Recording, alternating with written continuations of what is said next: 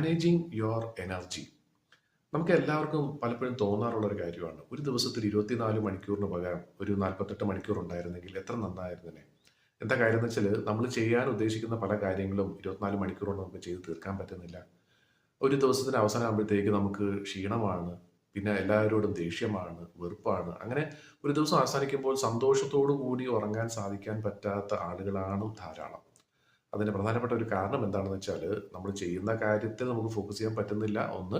പക്ഷെ നമ്മുടെ എനർജി പലപ്പോഴും നമുക്ക് ഡൗൺ ആയി പോകുന്നു എന്നുള്ളതാണ് പ്രധാനപ്പെട്ട ഒരു കാരണം. ആ എനർജി ഡൗൺ ആവുന്നതിനെ നമുക്ക് എങ്ങനെ തടയാൻ പറ്റും, എങ്ങനെ നല്ല എനർജിയോട് കൂടി തന്നെ നമുക്കൊരു ദിവസം മൊത്തമായിട്ട് ചെലവഴിക്കാം. അപ്പം അതിന് വേണ്ടിയിട്ടുള്ള ഒരു നാല് കാര്യങ്ങളെ കുറിച്ചാണ് ഇവിടെ പറയുന്നത്. അതിൽ ആദ്യത്തെ കാര്യം എന്ന് പറയുന്നത് take brief but regular breaks. അതായത് നമ്മളൊരു പൊസിഷനിൽ ഇരിക്കുകയോ നിൽക്കുകയോ ചെയ്യുകയാണെന്നുണ്ടെങ്കിൽ ഒരു 1.5 മണിക്കൂർ അല്ലെങ്കിൽ പരമാവധി 2 മണിക്കൂർ കഴിയുമ്പോഴത്തേക്കും ഒന്ന് ഓർത്ത് നമ്മൾ ആ പൊസിഷനിൽ ഒന്ന് മാറുക.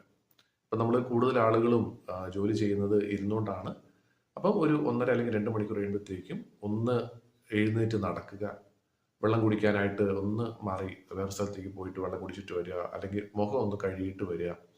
ഇനി ഒന്നും പറ്റിയില്ല എന്നുണ്ടെങ്കിൽ അറ്റ്ലീസ്റ്റ് നമ്മൾ ഇരിക്കുന്ന പൊസിഷനിൽ തന്നെ കൈയും കാലൊക്കെ ഒന്ന് സ്ട്രെച്ച് ചെയ്യുക എന്നുള്ളത് വളരെ അത്യാവശ്യം ചെയ്യേണ്ട ഒരു കാര്യമാണ്. മിനിമം ഒരു 5 മിനിറ്റ് എങ്കിലും ഒരു ബ്രേക്ക് എടുക്കുന്നത് വളരെ നല്ലതായിരിക്കും.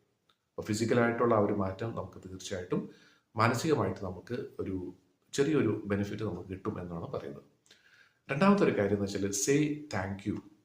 അതായത് നമുക്ക് വേറൊന്നും ചെയ്യാൻ പറ്റിയില്ലെങ്കിൽ നമ്മുടെ എനർജി ലെവൽ കൂട്ടാനായിട്ട് പോസിറ്റീവായിട്ടുള്ള എന്തെങ്കിലും ഒരു കാര്യം ചിന്തിക്കുക, പറയുക എന്നുള്ളത് വളരെ നല്ലൊരു കാര്യമാണ്.